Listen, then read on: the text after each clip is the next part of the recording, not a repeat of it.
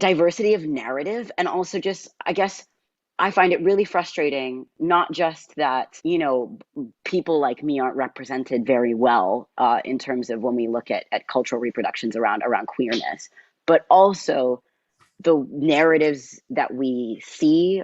I would really like to see, more stories that are a lot less to do with pain and tragedy and coming out and abuse and exploitation, because it's such a big part of the picture, but it's also kind of the only part of the picture that we're seeing. But furthermore, I would really love for stories like that to be easier told, because when you've got more representation of something, you're not representing an entire group of people. La La Land does not represent white love in LA. No one's expecting. It doesn't? What? Well, okay, listen, I wouldn't know. But my point is that I think that when we've got so many stories of heteronormative whiteness that you can tell a story that's absolutely fucking crazy, and that doesn't become the defining story that explains whiteness. It's not the defining story that explains white straight sexuality and justice and morality and all of this stuff. If I wanted to create this ridiculous, surrealist, morally ambiguous piece of work, then suddenly that is the story. And if I have a platform to do that, then that becomes the only story that we have from the Black trans population of the world. And that is a lot of weight to place on somebody's shoulders when you're making art and when you're making culture and when you're contributing to our society. Hello everyone, and welcome to Chai with Rai. Hi, I'm your host Rai, and if you haven't done so, make sure to subscribe to the podcast so you never miss an episode. If you love this podcast and are listening to this on Spotify, Apple Podcasts, Audible, or wherever you stream your podcast from, if you could do me a kind favor and make sure to rate the podcast and share it on your stories, your socials, and spread the word. It organically grows the show, our community, and connects us with listeners who haven't tuned in before. And overall, it just shares the love. You know what I mean? Now, today's show features some of the cast from Sundown Kiki, a show I assistant directed on at the Young Vic Theatre last year, end of 2020. And the show was really profound because it celebrated and interrogated young queer stories constructed around the ballroom experience. And the rehearsing of this show was so much fun and so educational, because we would talk about things that were like really serious, from like, let's say, our sexuality to being non-binary to being trans, then to talking about Iggy Azalea, to talking about anime, Janelle Monae. So many random things, and that is what this episode dives into, because we get into discussing gender, pronouns, sexuality, privilege, narratives you would change and embrace about queer culture, and how it is to be POC in that sort of space. Your queer experience then of that someone who comes from a white or a privileged background, what would you embrace and change about the LGBTQ plus community? Now, this is part 1 of the interview. I'm trying to kind of shorten the episodes, and that is what this is going to be. So part 1 of part 2. And we're going to get into today's episode. So get those cuppas warmed up, get your chais warmed up, and let's dive into today's episode. Keeping it official, if we just go down the line and if everybody could just say their names and what sort of creative you are. I feel like everybody's a multitude of everything here. But yeah, why don't we start with Asa? Hello, my name is Asa. My pronouns are he, they. I am a writer and an actor, performer. That is kind of what I do in my professional industry. Do you want to throw it to the next person? I'll throw it to Jasper. Yeah, my name is Jasper. My pronouns are he, him. And I am an actor, poet, director, producer. Wanna be the last two, but that's me. I'll throw it to my main man T.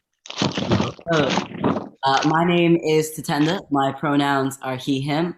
I am a director, a writer, a performer, and a musician. Let's pass it to Afi. Hi, I'm Afi. My pronouns are he, they. I'm an actor and a dancer. And yeah, that's me. I'm gonna throw it to Angel. Hi, I'm Angel. My pronouns are she, her. I'm a writer, actress, and singer.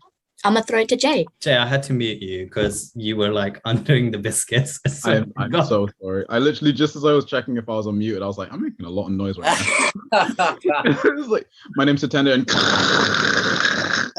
so, my name is Jay. My pronouns are he, they, and I guess I'm an actor. Do like musical acting, singing, voice acting, and things like that. Jay, I have a question. Are you wearing like a negligee or like a velvety robe? It's very like. I'm glad you asked. I'm wearing a Fenty nightgown. Oh! With the fucking logo to prove it. Work, bitch. And I was someone would ask the question. Did Jasper's personal shopper, by the way, get it for you, or? Of course, I'm a star. This is public domain, isn't it? Yeah. Well, before we get into anything, we're going to play a quick little warm-up game. By the way, at the end of not this game section, at the end of like my second game section, there is a prize to be grabbed, a nice little £20 cash prize, or it can be an Amazon voucher, or it can be a Nando's voucher. I don't know which one you would like out of all of those three options, but that is to be won in the second section of the games. So, starting with our warm-up game, this is called the 5-second rule. I have not invented it. I saw it on the Ellen DeGeneres show, and I just kind of stole it. So basically, you have to list 3 things, sing 3 things, or do 3 things within 5 seconds. All right? Can I get the concept?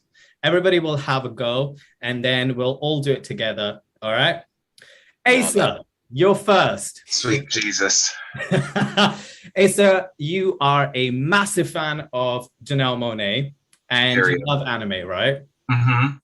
With that in mind, in 5 seconds, name 3 objects beginning with the word, or I'll give you the letter actually, beginning with the letter A. Go! Apple. Oh my God. Anime. All right, 5 seconds, 5 seconds. All right, Afi, you're next. Okay. Afi, you're Voga. Do you belong to the House of Revlon, or am I just reading it wrong? Because your name is... Yeah, I'm a member of the House of Revlon. Okay, cool. And your stage name is Amani Revlon, or we're going to dig into more of that. Amani Revlon. However, with that in mind, in 5 seconds... Oh my God. Name 3 songs to come out of any of the Real Housewives of franchise. Ready? Go! Feeling Giovanni, Don't Be Tired for the Party, Going with Fabulous. Yeah! Why don't you do expensive? Expensive. We don't talk about Erica. She's going to prison. We don't talk about her. Tatenda! I knew you as a beautiful person who changes up their hair color in rehearsals. However, upon stalking you, I found out that not only are you a talented actor, but you are also a photographer, a writer, and a musician. Make sure to go plug all of those channels, by the way, at the end of all of this. So with that in mind, sing 3 original songs Beyonce would sing while shopping at Asda. Go! Oh,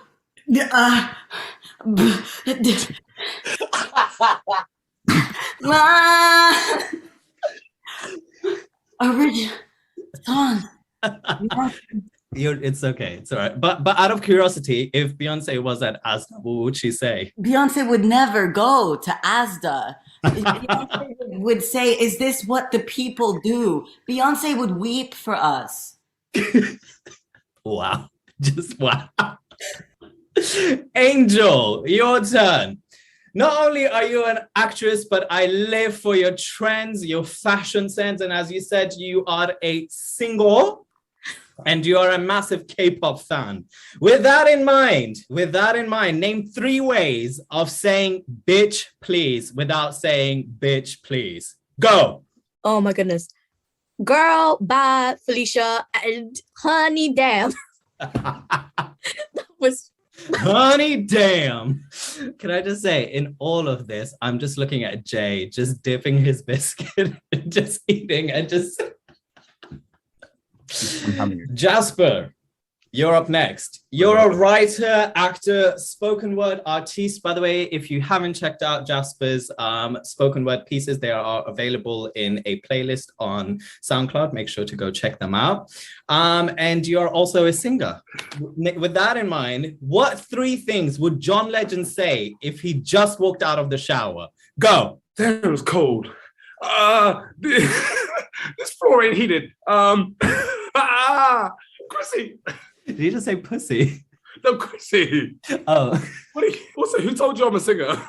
I'm just making that up. Yeah, you are. I'm just making that up. All right, this is our rapid fire round. Everybody, you're gonna make a sound, okay? I'm just gonna listing whoever makes the sound the first time, so make sure you're all unmuted. That's who gets to go, okay? All right, remember, 20 pounds is at stake right now. Oh. All right, first, ready? In 5 seconds, name 3 Disney villains. Ursula. Okay, go. Gaston. Fucking Scar. Does anybody else want to just take Jay on that, or should we move on? All right, go, Afi. Disney villains, right? Yeah. Ursula, Cruella, and fuck. I'm sorry, fuck does not constitute an answer, but well done, well done. We'll move on. The Joker, I don't know. Is the Joker in the villain? No. I don't know. Harley Quinn. No. I don't know. All right. Your second question. Ready? In 5 seconds, name 3 types of flowers that only bloom in the summer. Go. Who's gonna go? Tatenda, go. Poppies, tulips, and lavender. I don't know. Those are the 3 flowers that I could think of. Lavender is all year round. Does that count? Only. Damn. Only. Anybody else? Seasonal flowers. Are you telling me that those other 2 were right?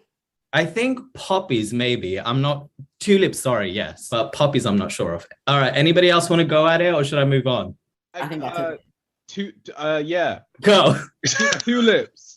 Poppies. Sunflowers. Could have said chrysanthemums. I don't think that counts, but sure. All right. Second last questions. 3 famous actors beginning with the name John. Go. There. Go, Asa. John Malkovich. John Legend. And John Valjean. I don't know. John Legend isn't an actor, but all of Yes, that. he is. Yes, he is. He's in La La Land. Thank you very much. Oh, yeah, he is. Okay, cool. All right. Last questions. This is all of your favorite. All right, ready? Get yourselves ready. Name 3 songs by all of your favorite rapper, Iggy Azalea. Go. Afi, since you want to go first, you get to go first, Afi. Go. Wait, well, 3 songs by Iggy Azalea. Go. Work, Fancy, and Pussy. I'm taking it old school. Can we just all take a moment to realize that Afi stands for Iggy Azalea? It's on the record now. It's on the record now. It's This filmed. was the trap. This was the trap, wasn't it? It feels like a gaslighting moment, personally. I mean, hey. Well, thank you for playing that for me. I really appreciate that. Now we're going to get into deep, meaningful conversations of it all, and we're going to discuss things that just make us who we are. This new generational mindset of pronouns, gender identity, sexuality, because I think everybody's journey is different. But for me, what I want to ask every single person is, how do you separate sexuality, gender, and pronouns, or are they all the same? Who wants to take it? I'll take it. Go. I mean, I think I would call these, like, gender and pronouns, I think are fairly, like, they're in the same sort of bucket, but I would, sort of initially create a separation between sexuality and gender, because gender is all about sort of, the way that you feel both physiologically and, sort of psychologically. It's mind, body, spirit, a very holistic sense of where you see, you fit between this spectrum. I mean, we've got a spectrum between, for instance, like the masculine and the feminine, which is sort of a bit of a frustrating binary, but it is the way the world works. And it's as simple as that. And I think that you can place yourself, even if you're a cis man, a cisgendered man or a cisgendered woman, you can still be somewhere, on this scale. You can be a very, very masculine woman or a very, very feminine man and still consider yourself a cisgendered man or woman.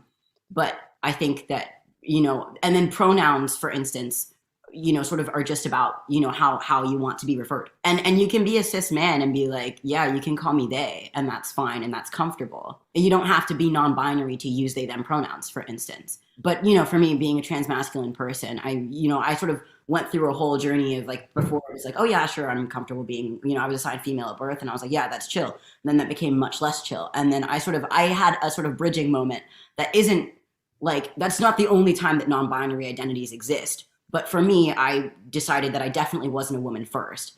And the term non-binary was really useful for me in that moment. And so I started going by she, they pronouns.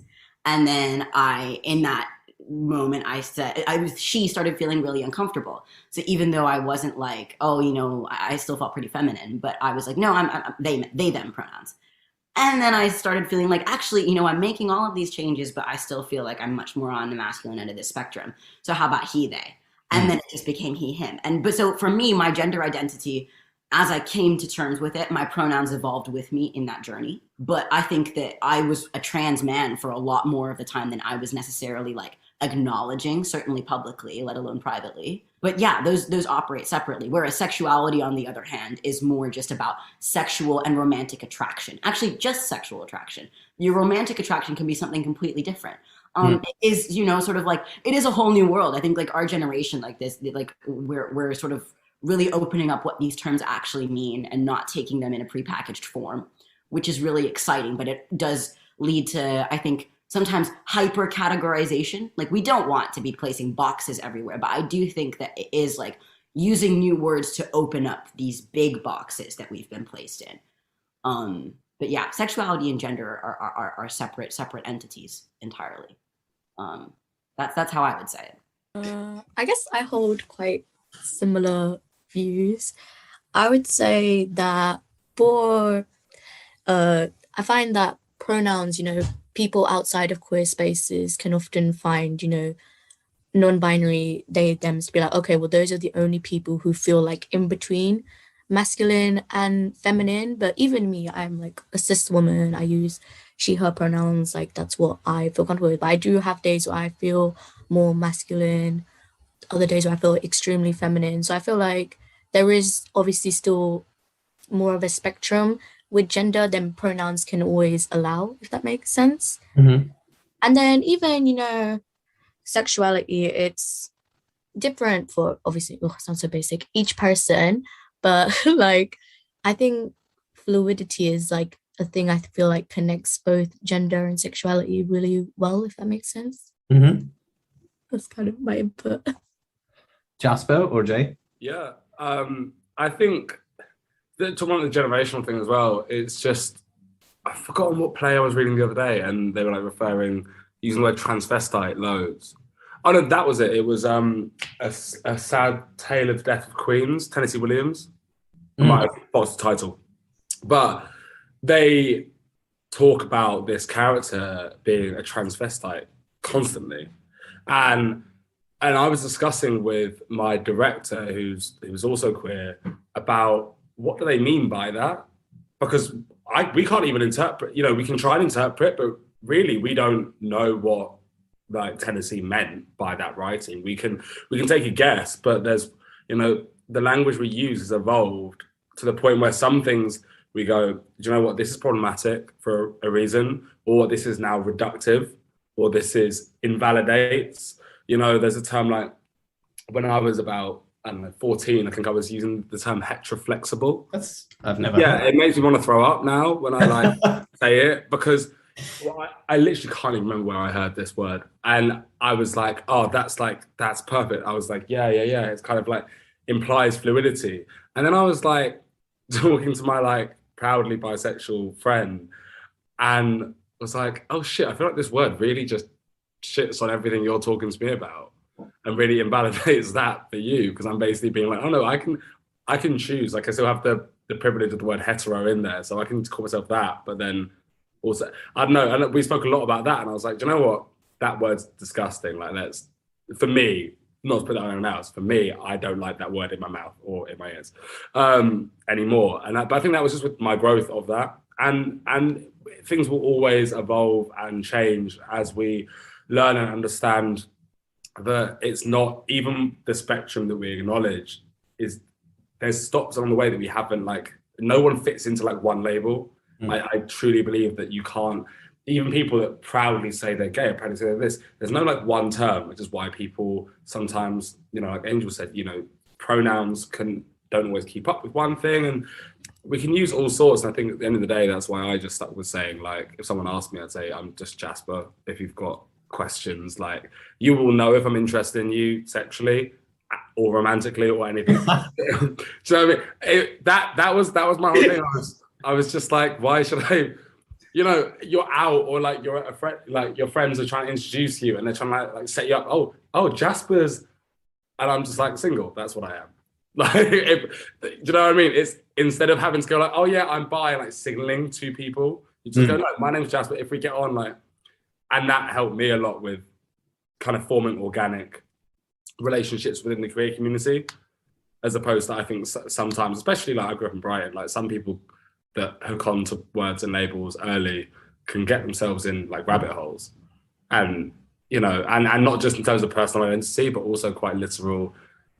Some people in the community, like, you know, they're not going to be upholding values that you want to uphold. Like, I'll put it that way. And you know, it's not always safe for young queer people that kind of nosedive in because they think they're being really confident and brave. So yeah, I don't know. I've tangented a lot there. But. Jay? Yeah, I was going to say, I mean, I'm on the same page as everyone else in the fact, in my opinion, of that sexuality and gender are separate. It's kind of, I like what I like as sexuality, and I am as I am with gender. And with the pronouns things, like, yeah, I feel like, especially with our community, it happens very regularly of new terms and phrasings happening kind of like clockwork. Because when I was younger, I'd call myself metrosexual. Like, that would be my word for what I was. Yeah. Like, because I wouldn't know how to really explain it. And I'd be like, yeah, I don't know what I am sexually, but I'm metrosexual. I'm definitely metrosexual. And then I got a bit older, and then more words came out. And but when I even realized people said he, they, and then it's like, that's the new thing of like, that feels more specific to me. Because I feel like in this day and age, there's more terms and more ways to put how you feel and less questions about it because of that, because of the specificity of it. People don't ask what you mean by it. And, you know, you have to kind of pry into yourself every time this or that. Like, most of the time it's just kind of taken as it is. But you can also personally have your own specific, whatever, like turn of phrase, pronouns, anything for yourself that just kind of helps you navigate, or it helps me navigate personally. Asa? Yeah, I mean, like, I think, I don't know, yeah, they're separate. For me, they're separate. Like, my sexuality and my gender expression and identity is, I mean, for some people they're two in the same, but like for me, they're quite separate. I feel like everything that I would say has already been said, so I don't want to repeat things. Yeah, but yeah, they're separate for me. But they often and sometimes they feel quite closely interlinked. But that's just because of the conversations that both of those topics usually happen around the same sort of conversations and come out the same mouths, which is nice, I feel. Especially apart from when it comes out the wrong mouths. That's what we're going to fight. But yeah. Afi? I mean, to be fair, everyone said what I was thinking as well. But the only thing I could add is the dialogue within society at the moment when it comes to pronouns feels like there's a sense that everyone thinks that your pronoun is your gender. And a lot of what I find in my experience, and a lot of straight people, I sometimes can sense and also feel, and sometimes can like clearly see that when I tell someone I'm non-binary or I say my pronouns are he, they will still see me as a black cis man. And I think that's why it's like, and I also feel like there's no point in memorizing every single person's pronoun if you're not actually gonna see that as a separate thing from their gender. So I think that's kind of where the conversation needs to go next. It's not about like asking someone what their pronouns are, more about like having a real honest conversation with yourself about what gender is. My next question is, whoever wants to take it, it's a two-parted fold, which is like, I remember, I think it was in my first rehearsal, Afi, you said, and it was really beautiful. We're going to talk about this in Sundown. You said you would like everybody to celebrate the fag culture and how beautiful it is. I might be paraphrasing, but it was along the lines of that. And you were just like... I said fag, it was probably me. That sounds like me. But I want to touch up on two things, because we talk about ethnicity a lot in Sundown. And I want to talk two things, which is... One, what narratives for you would you change about the queer community? Which ones would you embrace, and what narrative you got? If power was in your hand, what would you change? And the second is, how is the ethnic queer experience, no lashing out to anybody when this is put up, but how is the ethnic queer experience different than, let's say, the white or the privileged queer experience? In terms of a narrative I'd change, and almost halfway through the thought, I thought like, well, I wouldn't really change it because it's not really like that depending on who you talk to. Mm-hmm. But to kind of, and also to get rid of the mindset of people who do think of them as different, is to get rid of the difference between kind of bi and pan. Because I, as a bi person, and my like a friend who is pan, usually think of it as the same thing. But then to erase this weird not of some people thinking about it in an exclusionary way, and that kind of confusion and that haze, to kind of just get rid of that weird knot of whatever that is, and to kind of just smooth it out a bit, so it's just less confusing for everyone involved, people who identify as the people who don't. Yeah, feel free to correct me as well, because I might just be chatting out my ass. For the second one, I feel like in my personal experience anyway, with the ethnic queer experience and the privileged queer experience or white queer experience, I feel like it's more like lost. It's a bit more up and down, just airing out all my dirty laundry.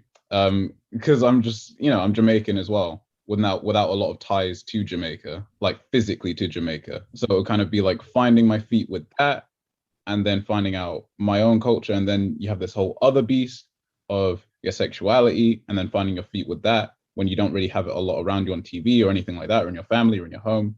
And then you get older, and then your gender confronts you, and it just feels all a bit more like a bit more like a hurricane of like, where the fuck am I? What am I doing? I'm sorry, can we swear on this? Yeah, you can. Okay, yeah. So like, what the fuck am I? What's happening? How do I think of myself? Like, how do I think? What am I thinking? This and that. It feels a bit more confusing. But I'd imagine in a more white queer experience, there'd just be certain things that are a bit more set in stone, that are a bit more easy to get, or a bit more facilitated to you as well. A bit more easier to find. That's what I was trying to find. That's what I was trying to say. Hey, Afi. God, I kind of forgot my answer, but it's fine. And one thing that I have noticed is different in like Black and brown queer communities to white queers. I don't want to say that they don't do this, but I can say that I just haven't seen it, is that ever since I moved to London, I realized that like the Black queer communities, like for instance, people that are like the communities that I follow in like even in America, I think Atlanta or New York from the ballroom scene, or even London, all across Europe, for instance, the way we look after each other, like I cannot go on Instagram or any social media any week and not see people really sharing like their friends or their sisters GoFundMe, or like they're trans for their trans surgery. They really look after each other, take care of each other, even when someone's homeless. It's like, that is, for me, I've seen Black and brown queers and trans people show up for each other that way. Because at the end of the day, we literally are like, it's like my friend made this joke where it's like we're just like passing the same £5 around to these GoFundMes, and it's all kind of coming from us. I think that it's sad, but it's also like that is the beauty and strength of community as well. I can't remember your first question, but I also don't think I had an answer for it, so it doesn't matter. But yeah. Asa, do you want to go next since you're next in line? Yeah, I mean, I think being Black and queer is like such a, when you do meet, or like, well, for all of us, I guess, like there's this understanding and like this mutual respect that we all have for each other. And like, I don't think some white gays or some white queer people would really understand, because we have that, we just all understand where we've kind of come from in that sense, especially when you've struggled with coming to terms with your sexuality or your gender, and like that sense of reinvention as well, that a lot of queer POC people have.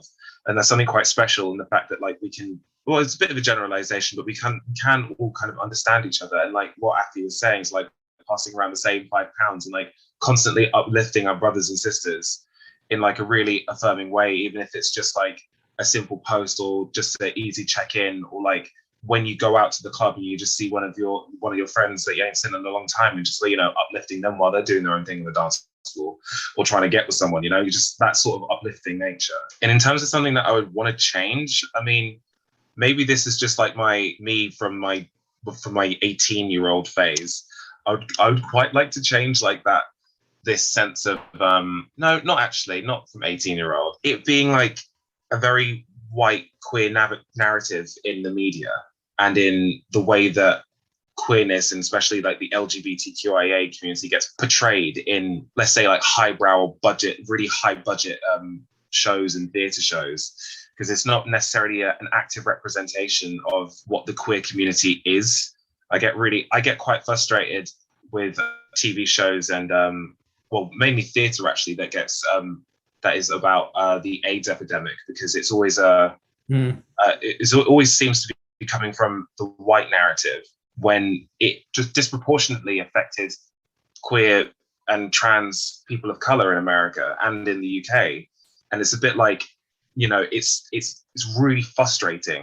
And it's just like the same white tears the whole time. It's like, well, you didn't also have to deal with the whole racism aspect of it on top of the AIDS and the HIV epidemic, which is completely so many things that like our mothers and fathers from yesteryear had to deal with. Yeah, that's something that I would want to get rid of, and something that I would something that I would love to actively try to change, to make sure that the narrative is somewhat equal, not just white-led throughout the whole time. So I think that, sort of going off of like in terms of change, both what Asa and Jay both said, I think like these are something that I'd like to build on, because it's not just a question of representation to me in terms of the way that queerness is represented in culture, generally speaking. Not only do I want to see just, you know, a little bit just truer representation, you know, like we mentioned, you know, the effect of the AIDS epidemic on people of color, but also like diversity of narrative. And also just, I guess, I find it really frustrating, not just that, you know, people like me aren't represented very well in terms of when we look at cultural reproductions around queerness, but also the narratives that we see. You know, I would really like to see, you know, more stories that are a lot less to do with pain and tragedy and coming out and abuse and exploitation, because it's such a big part of the picture, but it's also kind of the only part of the picture that we're seeing. But furthermore, I would really love for stories like that to be easier told, because when you've got more representation of something, you're not representing an entire group of people. You know, La La Land does not represent white love in LA. No one's expecting. It doesn't? What? Well, okay, listen, I wouldn't know. But my point is that I think that when you've got, you know, we've got so many stories of heteronormative whiteness that you can tell a story that's absolutely fucking crazy, and that doesn't become the defining story that explains whiteness. It's not the defining story that explains white straight sexuality and justice and morality and all of this stuff. If I wanted to create this ridiculous, surrealist, morally ambiguous piece of work, then suddenly that is the story. And I get, if I have a platform to do that, then that becomes the only story that we have from the Black trans population of the world. And that is a lot of weight to place on somebody's shoulders when you're making art and when you're making culture and when you're contributing to our society. So I think that, you know, that's something that I would really like to change. Furthermore, I would really like to get us all speaking the same language. You know, it's that sort of thing, like bi, pan, you know, like that sort of differentiation. We've got so many labels and we're playing with so many words and we're really breaking so many rules. But in that, I think that we do sort of lose sight of what we all are and what we all want. Like, for instance, I recently was in a situation on Tinder with a non-binary lesbian who had come across me and, you know, swiped right or whatever. And I was like, I'm not sure that my gender identity, I you know, thank you, but also I don't feel that the way that you are describing your sexuality is validating for my gender identity. which sort of ties into what we were talking about before between like, you know, that bridge. And I think that perhaps if, and this person sort of explained themselves in a very eloquent manner, but still didn't sit right with me. And I think that when we've got this sort of vast amount of difference, like, it's important to make sure that we are still making ourselves understood to other people, because while sexuality, gender, pronouns, all of these things are very individual experiences, nobody exists alone. And so we have to sort of think about the way that we are sharing ourselves and sharing our sort of goals and our dreams and what we are looking for in other people in a way, in a language that everybody understands. As for being brown, yeah, it's just, I mean, it's an intersectional layer that like just adds because there's many ways for it to be difficult to live in the world. And these are two, you know, when it comes to race and gender and sexuality, race and queerness, like those are layers that you know, it's not going to be the same as the white queer experience by any means. And that it just spans so much. To be Black and queer in a Black community, for instance, is so different than being white and queer in a white community. But also, like, that doesn't, it's just such a wide sort of range of things that are going to affect this when it comes to religion, when it comes to economic sort of standing, when it comes to, you know, there's so many different sort of things that come into play.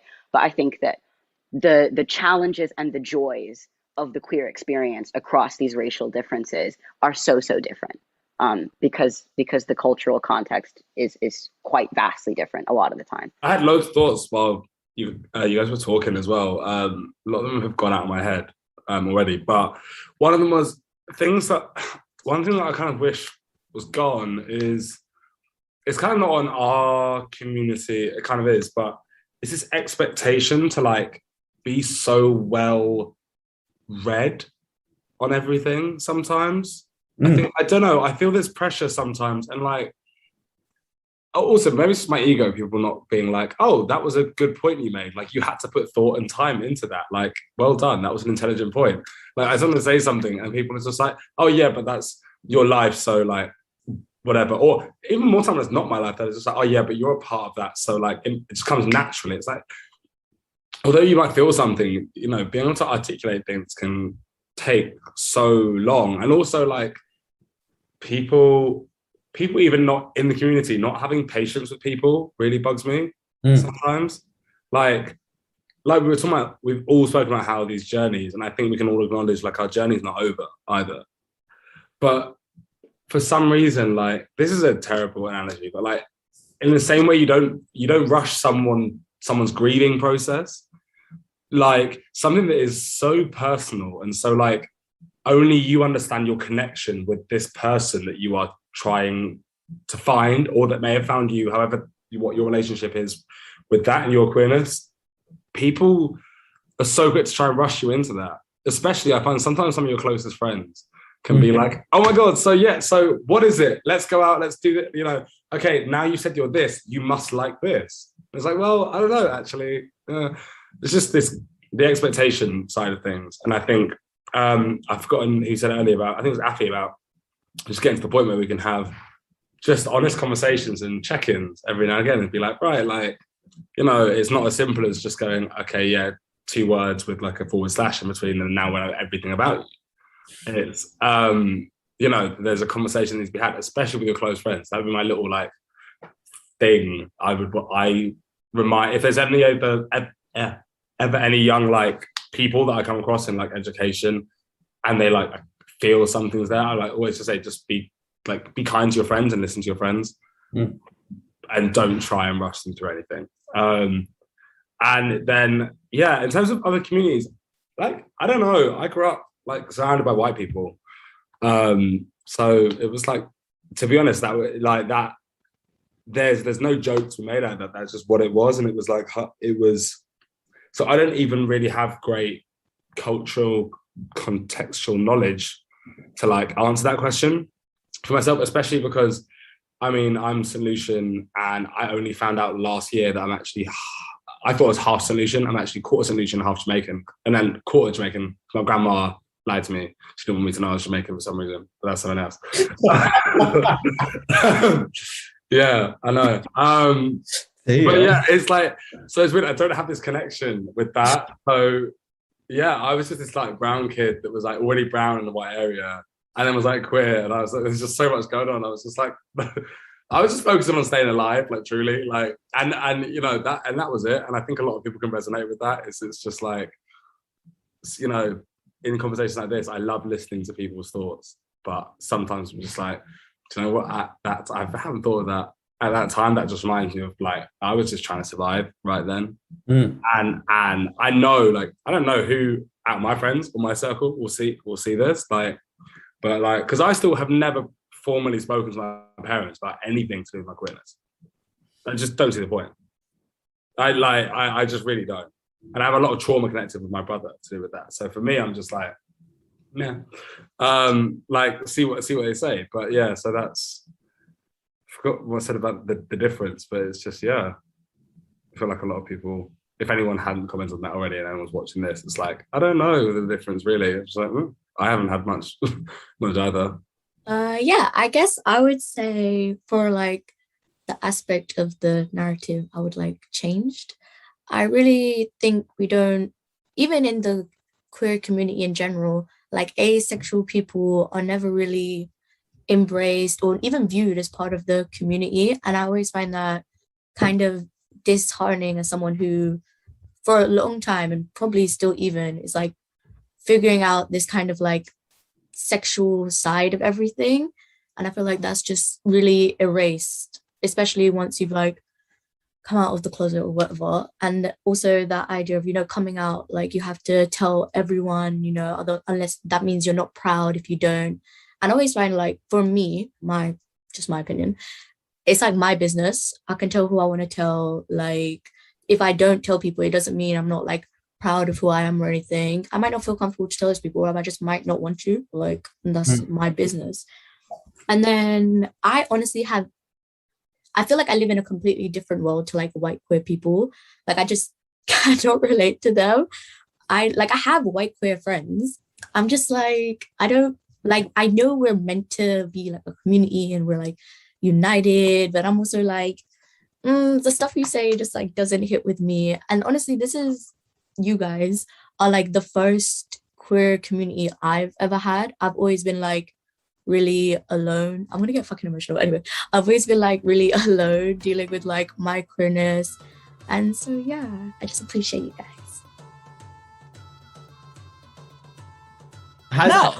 Basically in a nut crush, what I'm trying to ask is like, because I'm trying not to also make it like a morbid situation where like, oh, for us, like, you know, we're queer ethnic kids and like life doesn't work out, because I think that narrative exists very much out there, right? I think like we also should talk about like the beautiful things that happen within our community, but like, yeah, go Jasper. Yeah, I don't know. I would say mine. Oh, I'm playing those reactions now. Great point. Yeah. Can people stop raising hands virtually and just raise them actually? Or in me? Yeah, mine went pretty. Like I vividly remember. I've forgotten who I described this to the other day, but I haven't spoken about this in quick session. But like literally, I think it was like year 5. Watching the year 6s do their school play and being like, I fancy Sam Ayres' brother. And I remember like watching him being like, everything about that man is beautiful. And in my head, I'm sorry, I should put his first name, I'm sexualizing him. But like, I was like, I'm sexualizing him in my head. And from that moment, I was like, shit, this just got confusing. And to be honest, I think it kind of just stayed like that. Like it was just, I'm lucky that in terms of my career experience, like there's stuff that I would separate in terms of my racial experience. Because yeah, that was not what I expected at all. Like at all. But in terms of my queer experience, I think, you know, I'm lucky. I say lucky, I get straight passing loads. I'm 6'2", quite muscular, cisgendered guy. So in terms of my queer experience, in terms of being a victim, I'm well aware that I have a lot of privilege in the queer community about escaping certain situations that could be life-threatening in an instant for someone else. I'm just like so aware of that. So for me, I say it from a point of very acutely aware of my privilege as a member of this community, going like, you know, I've been confused, and it's been depressing. It's been things I'm sure other people can resonate with, but in general, like, nothing has spun me out or caught me completely off guard. I've kind of just coasted through, going like, oh yeah, I'm still kind of a bit confused, and I'm going to figure it out, and that's fine. But going back to what you were saying about like did it pan out? I was like, no, I don't think there is any way for you to like think or like pan out how your queer experience is going to be, because like things change so quickly, and plus like it's a learning experience. Like I kind of see it as like a second puberty in some sense. Like you understand how your brain works instead of how your body wants to work, if you know what I mean. But like I never had any sort of like plan or wish or anything, but like I'm very happy with like the way that I've discovered myself within my gender expression and my sexuality, and like I'm very grateful for the journey that I've had. Yeah, it's been hard, but I mean, like, learning about yourself and having rough weeks, having rough months, doing things that you don't necessarily, looking back on, that you wouldn't necessarily do now that you're a bit older, maybe like a couple months or weeks older, you know?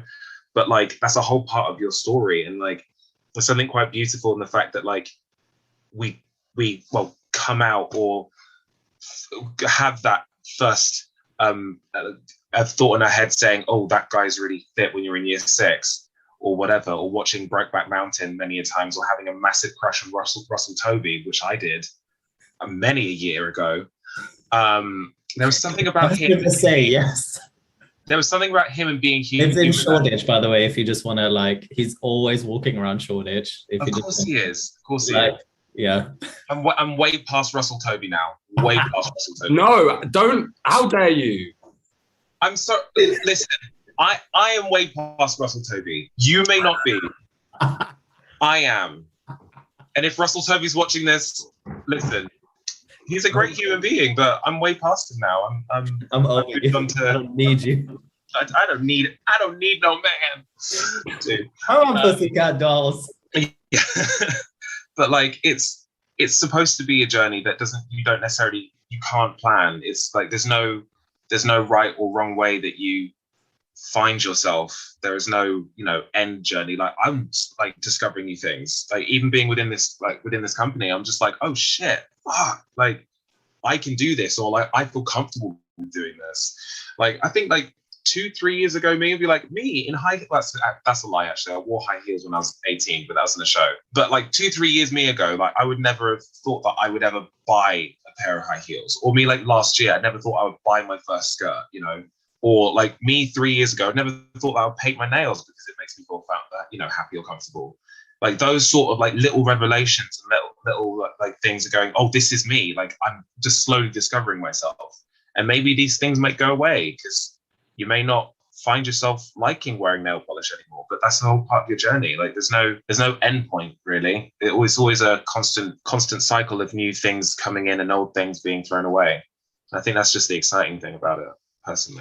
In terms of the journey, I think something that sort of like struck me in everything that has been said so far on it is just that like I just feel like there's not like, okay, this sounds like a hot take, but I don't think it is. But I really don't think the queerness is that special in this context. I'm sorry, it's just like anything in life. When you were 5 years old, did you think that you'd be doing what you are doing right now, be where you are right now? There's no way to project what's going to happen in the course of your life. It's just life. Like, it's really just being a person who's alive. And I think that a queer journey, the only difference between that and any other journey in life is that it has to do with something that people aren't like societally prepared for yet. But ultimately, you can look at anything. You can look at your love life. You can look at your career. You can look at your geographical location. Certainly for me, who's not from here, like you can look at anything and be like, this was nothing like I planned. And that's certainly the case for my queerness. But I think that's sort of the thing that I learned specifically through my journey with being queer. No one's a mind reader. You can never expect, like, especially when it comes to being accepted or rejected, or, whether that's in a big way or in a small way. Like, I think that most of the time when it came to like, sort of coming out or like operating as a queer person in the world, I'm often very, very surprised. You know, like I'm expecting to be surprised by myself because it is a journey and it's going to go places that you can never plan for.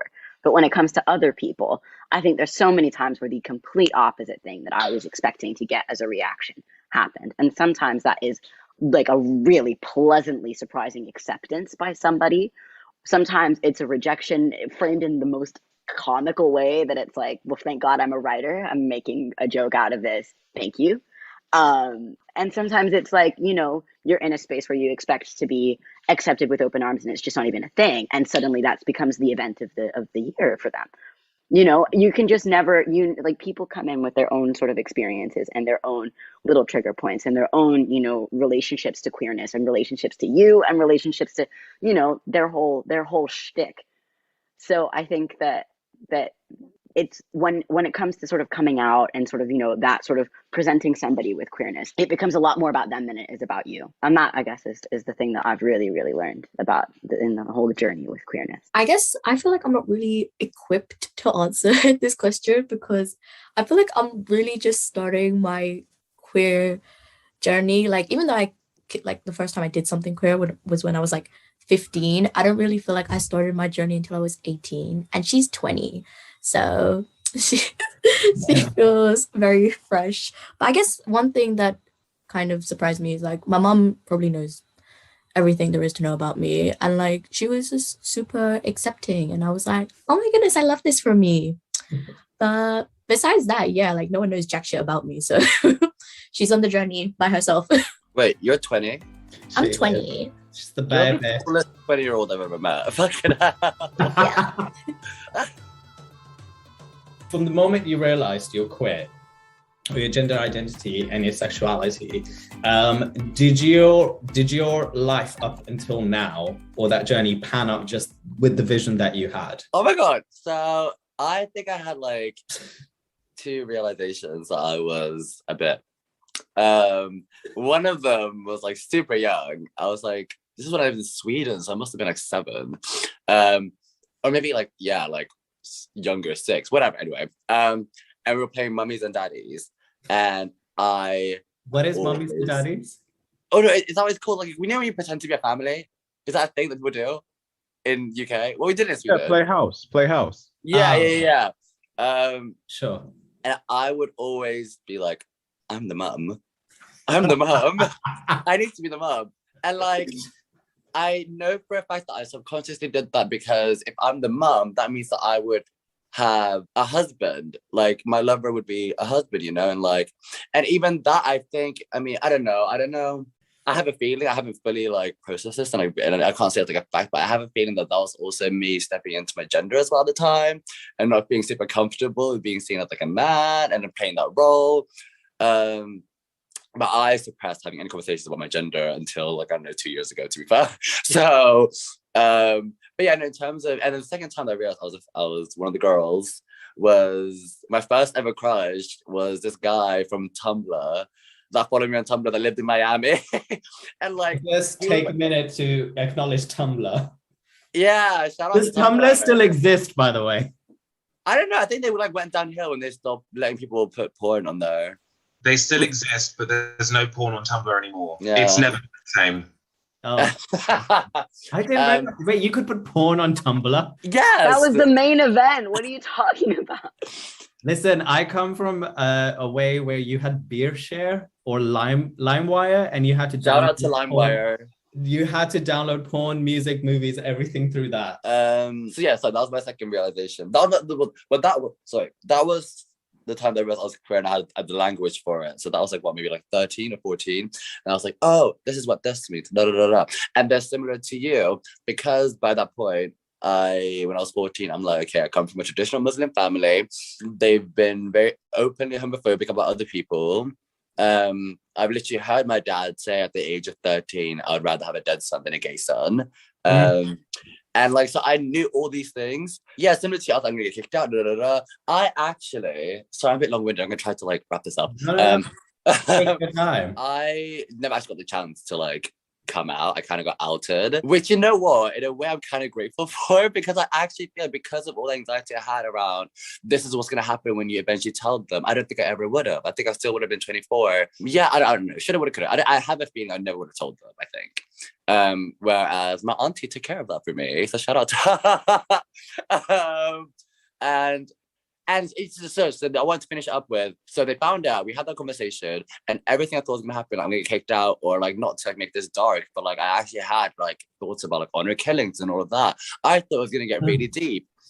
None of that happened. Don't get me wrong, my dad and I, our relationship changed that day, and we don't speak anymore. But mum and I, she's still in my life. I was talking to her before I got on this, and I never pictured that. I never pictured that as a kid, because I was like, the minute I tell her that I'm queer, I'm gonna lose her forever. And yeah, I think, and again, because the smallest representation of queer Muslims is that like you're disowned, you don't have a family, or you get killed. And it's like, and that's what you think is gonna happen. But yeah, I don't know. I don't know how to end this, so that's how I'm ending up. Jay? I'm aware that you wanted to ask questions about our relationship to sex in general, so I was going to build on that later. But a lot of my queer experience was kind of modeled off of that. And my relationship to sex basically started as saw too much too soon. Not in a like deep way, but just in like being raised with the internet as well. Saw too much too soon. So it also, aside from the weird stuff, it also kind of made me just more inquisitive about everything and wanted to know more. Or like, say, me and my mum don't argue, but we butt heads, and I always think like, well, why? You know, why not X, Y, Z? Why can't this, that, and the other? Or like, oh, why don't you want me to get my ears pierced? And then it would kind of go on a thing where it wasn't really, it ended up being a thing of, I wasn't expecting anything to happen when I was younger. I wasn't expecting any kind of journey to happen. But looking back on it when I'm older, it's the same, like Tatenda said, it's the same as any other faucet of myself, where I look back and I'm like, yeah, that tracks, that makes sense.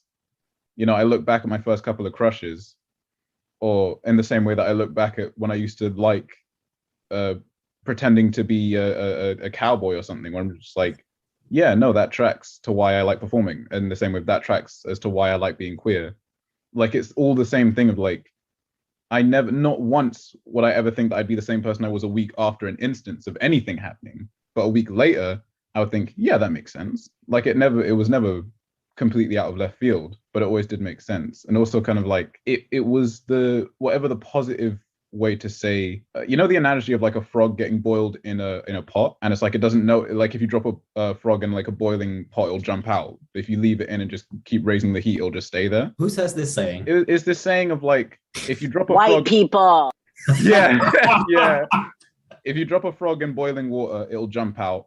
If you leave a frog in warm water and keep raising the temperature, it won't notice and it'll just stay there and die. I don't know if that's actually real. It probably isn't. But the positive turn on that, whatever the positive way to explain that is my queer journey of like, there wasn't a defining moment, but it was just kind of always there. Or I was never really, thank God, I was never really punished or anything like that for when I'd have a crush on a guy. In the same way to have a crush on a girl.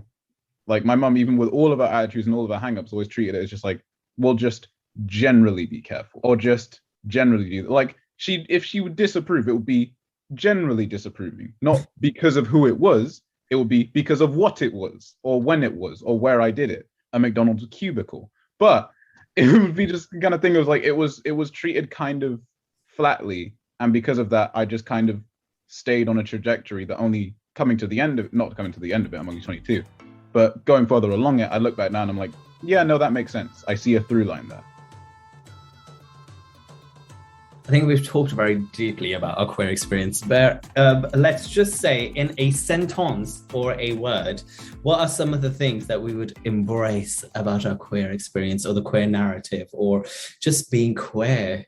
In a word or a sentence, should we go down starting with Jay and then working our way back up to like Afi, Angel, Tatenda, Asa, and then Jasper? My sentence would be kind of my appearance and my expression is a thing that I embrace about myself and how I come across my queerness. All the things I love in my life that come from like queerness, if that makes sense. Yeah, and then it's all just like joy, happiness. The queering of joy is my favorite thing of being queer. The queering of joy. I would say the sense of humor and the individuality. That's what I meant. I guess the learning experience, like, the opportunity to actually investigate something and keep arriving at new answers, that learning experience. For me, it's learning not to give a fuck about what people think about what you are, and that's on period. Can you just say that one more time? One more time. Learning not to give a fuck about what people think that you are. And that's on what? Thank you. No, honestly, that I was going to say something so similar. Is difficult. It's difficult a lot of the time, but it is just that thing about, at the end of the day, I don't owe anyone anything, and I don't need to validate who I am, how I behave, what I say I am, what I believe. Once you're a part of being queer, that's just it. If anyone's going to grill you on that, then that's their business. But my business is just knowing who I am. Can I quickly just add? Sorry. I also don't think that if it wasn't for my different intersections, come from a Muslim background, or being Black and being queer and trans, all these things, I don't think that I'm not saying I'm an angel, but I don't think I'd be so compassionate, understanding to other people. Do you know what I mean? And that is something that being queer has given me.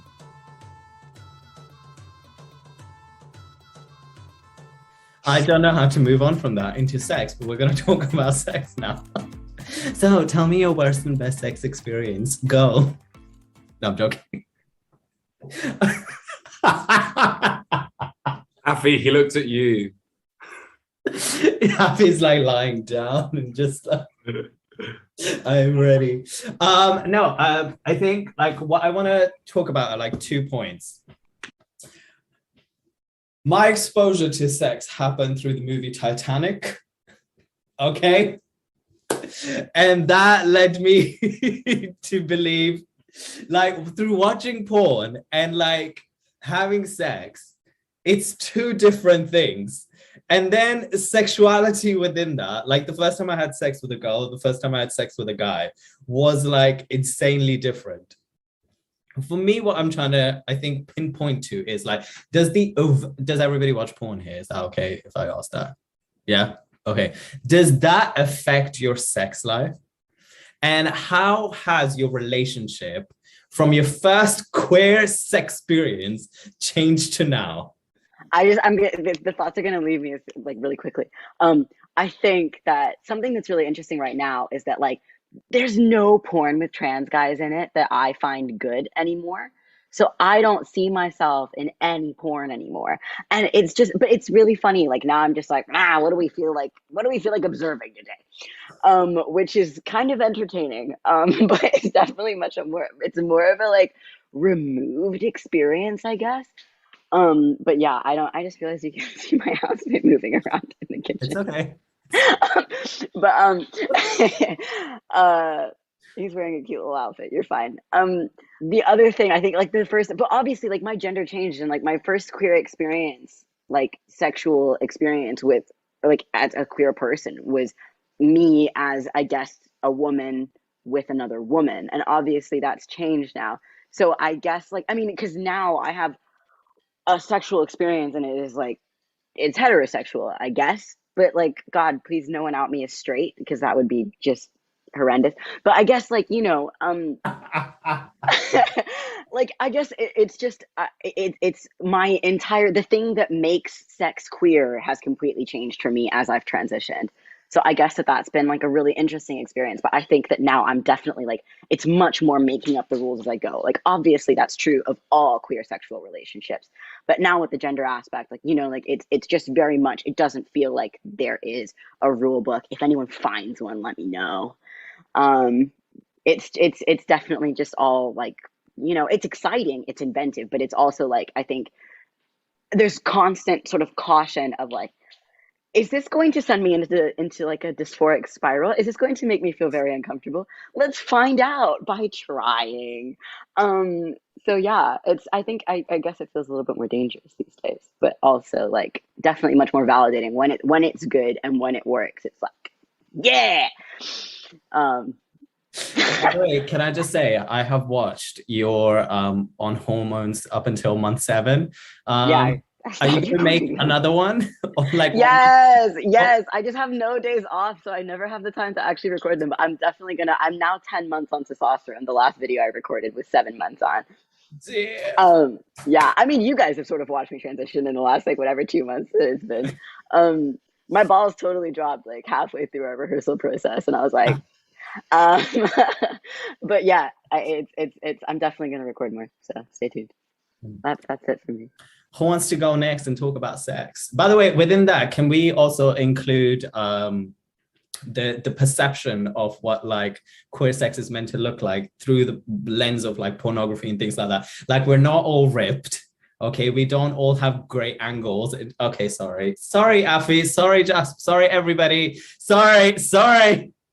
But like, there's also this perception of what like it's meant to look like, and that also like fucks with like the body that you're meant to have and what it's meant to look like. So if we can also like, also how things are supposed to feel. Sorry, like so many times I watch porn and it's like that. There's no way you feel good doing that. There's no way that feels good for you. Also, I don't like you dirty talking to me or calling me daddy. I am none of those two things. Shut up.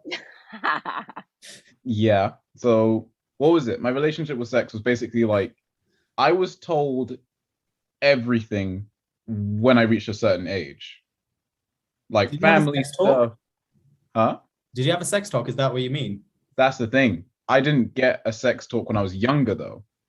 So that's why I would get like Googling, looking at my mum's sex books, which she left out, but she didn't talk to me about it. She just had books.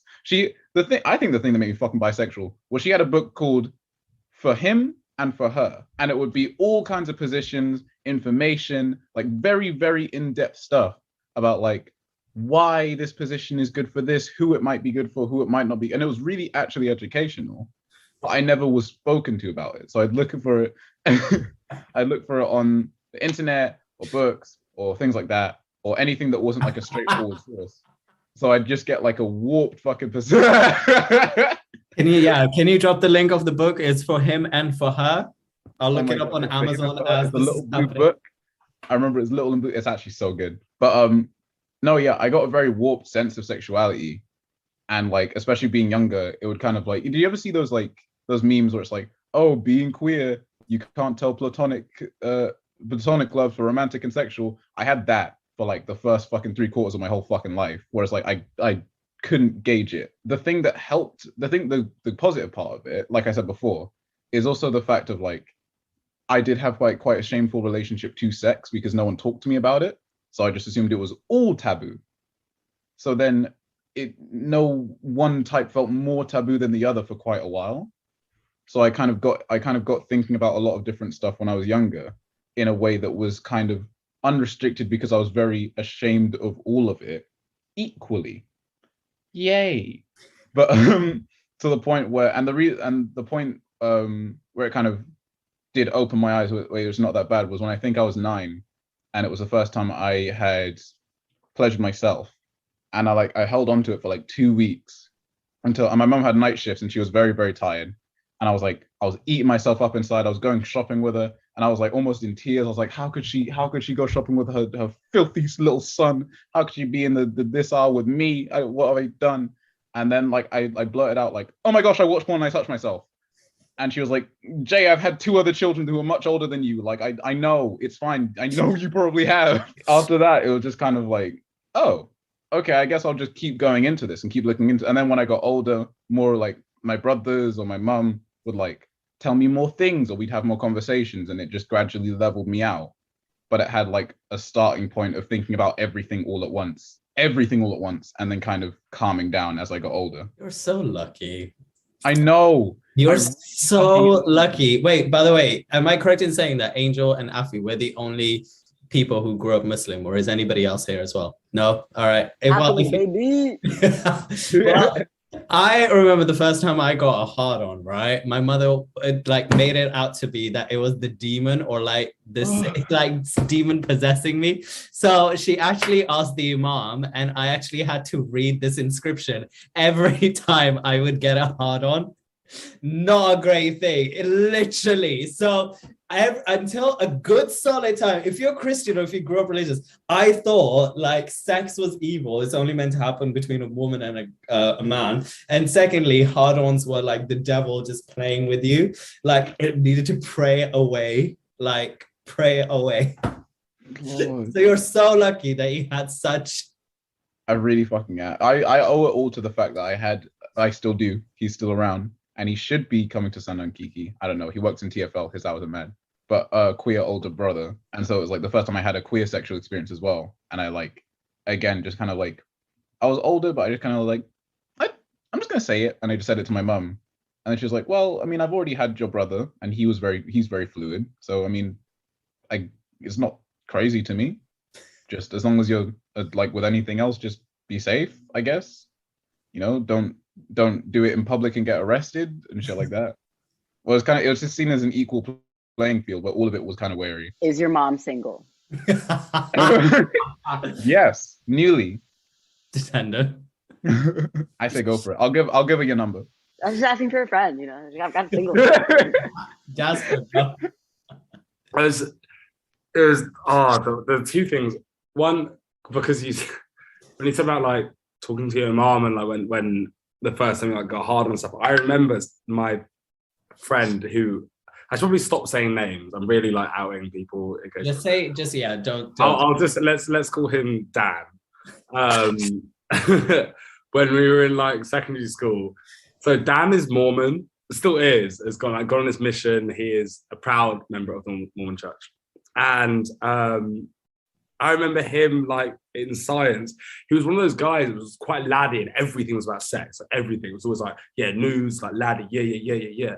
But then at the same time, he'd have this like bravado about that, and then he was like very earnest about the fact that he had to talk to his pastor every time he had a wank, and it was like that was his relationship with his religion. Was like, yeah, I engage in it, not too often, but when I do, I have to repent and talk to my pastor about it.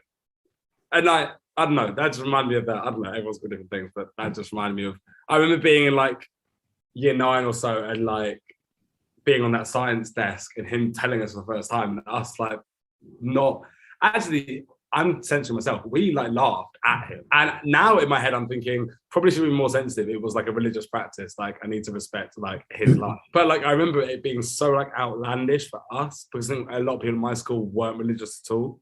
There weren't many people that were overtly practicing, to my knowledge. Also, just weird about parents being accepting with sex. Like I remember I used to work in clubs, and this is definitely a point where my mum, if she watches this, might have questions. Because I remember What's would Instagram handle and I'll tag her. No. I would get back often at like 4 a.m.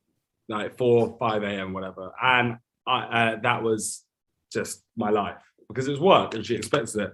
And often I come out with friends from the club and just general friends. But then I remember there being one time when I came back with a guy and my mum like came into my room, which wasn't too unusual, and like saw me and this man in my bed, like both cleave our tops off. And she just straight away like friend zoned him for me. I remember being like, okay, yeah, so this is cock-blocked. Damn. This was the morning after. Like that she wasn't anyway. That was the thing of being like, for me, it was this weird thing where like I know emotionally and like spiritually and all me, my mum would be totally like say less about it. It's just I am who I am, to accept that. But with sex, I find that's the interesting with parents sometimes when they're confronted with stuff, well, and friends even when they're confronted with talking like when I talk to my heterosexual friends about queer sex, you see their little like everything tightens sometimes, and they're gonna go, oh, you're talking about a penis and an anus and a who, and but then at the same, but then if they're talking about, oh yeah, anal, oh yeah, love watching anal, Pornhub, yeah, that's fucking shit, man. You know, and it's just weird, this whole relationship that, like, if you use like they them pronouns when describing like a sexual experience about someone else, they'll have no reaction. But if you explicitly say that it's like homosexual or queer sexual interaction, suddenly there's this thing on it. It's like, oh, right, okay, yeah. I just find that like funny because I like watching people squirm when I talk about it in depth sometimes, and I just find that really pleasing, especially to friends of mine. Like over lockdown, I realized I hadn't spoken to a few of my very, very close friends about like just me. And I remember just casually saying like about sucking a dick. And my mate, we were playing like, we're proper lads playing Warzone. And I was on the mic and said something. And I just heard my mate Ollie go, wait, what? Jasper, can you just rewind a little second there? What did you just say? And I was like, oh, yeah. And yeah, that was, I don't know if it made any points. This is just shared. This is story time.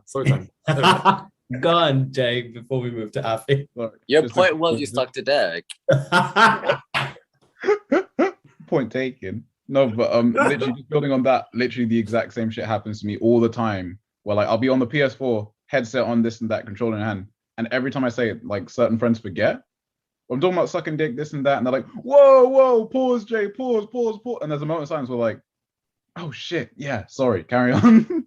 Wait, question, why are y'all talking about sucking dick when y'all are playing PS4? No,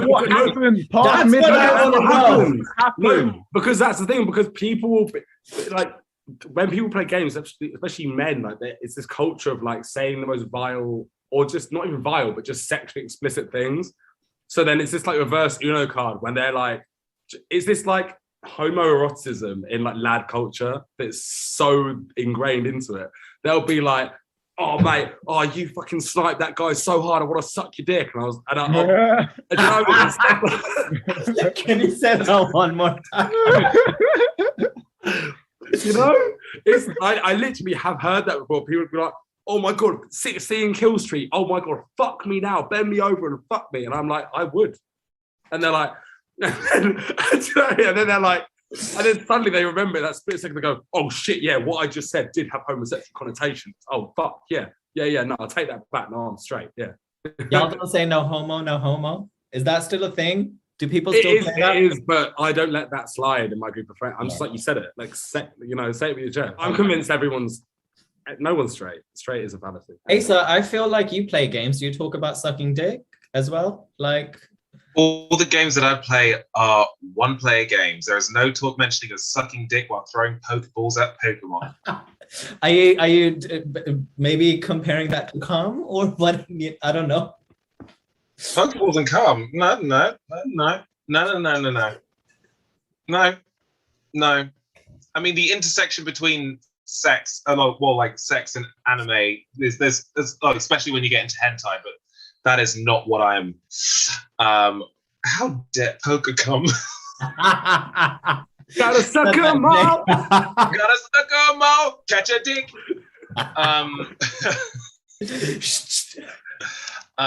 But yeah, I don't really know what to say personally. I have no idea what to say. But can I answer the question? Yeah, go. Okay, like from a lesbian perspective, like porn is just like just this hyper, like obviously it's hypersexual. That sounds so stupid, but like just this extreme version. Like it's always there is porn obviously made by lesbians for lesbians. That porn bangs. We love to see it, but like the porn that straight men watch is just like, and that was like my introduction to like lesbian porn, and it did actually like make me be like, oh, maybe I am this way, but it's just like what the world I feel like perceives lesbian as, and that like then shifts to other forms of media. Like, you know, you see like the Miley Cyrus, Dua Lipa music video, Madonna, Britney, Christina, like it's all these like just really sexual views of lesbians, like we're constantly like having sex 24/7, like we just or it's either like, you know, the butch version. Like there is no in between. And like as someone who was like sexually assaulted, and like it was really like traumatic for me as a person, so I like literally feel this like block between me and sex. Like I cannot do anything sexual with anyone unless I have this extreme trust with them. So I always feel like this extreme pressure that I'm not like a proper queer person because I don't have like a high sex drive. I most of the time don't enjoy the sexual experiences I've had, and it just makes me feel like shunned, I guess. Growing up when I was like first started watching porn, does anyone I don't know that, yeah. No, I'll give it, yeah, no. My point is, I just thought when I first started having sex in my teen years that like sex was supposed to be like really performative. Like, you know, how in porn they're performing, obviously. They are porn actors. And I always thought it was like my way of understanding porn was 100% my way of understanding sex was 100% through porn, because I didn't learn this shit in school. I'm definitely going to learn it from a Muslim dad. So the only way I like when I was 18 years old, like my teachers were like Sean Cody and Ben Army and like all those sides. And then and I did like a couple of years of having really shit sex and thinking this is what sex was, and then it wasn't until like I started having sex with people who I don't know, like showed me the ways, I guess. It made me understand this is very much like the sex is 100% supposed to be about pleasure and respect and consent, and it also doesn't have to have what's it called, like a direction or a formula. I think that's what porn teaches you. That it's like sex can look like so many things. And yeah, I know. Basically, I'm still figuring out how to have sex. Can someone teach me? Well, everyone, that brings us to the end of part 1. I will be uploading part 2 shortly, so look out for that. I want to thank the cast for their time, for the generosity, and just having a good old giggle. All of the information about the guest, myself, and the show will be listed in the bio. Make sure to follow, share, comment, and subscribe. Show us all some love, because isn't that what we want at the end of the day, some love? Your support really helps the show and the message of it grow, and the people that are on here. And now, I shall leave you as I always leave you. Breathe in, breathe out. Now must go. Which means now I must go. I own that is copyrighted and I will sue. Joking. Have a great one and stay curious. Till next time.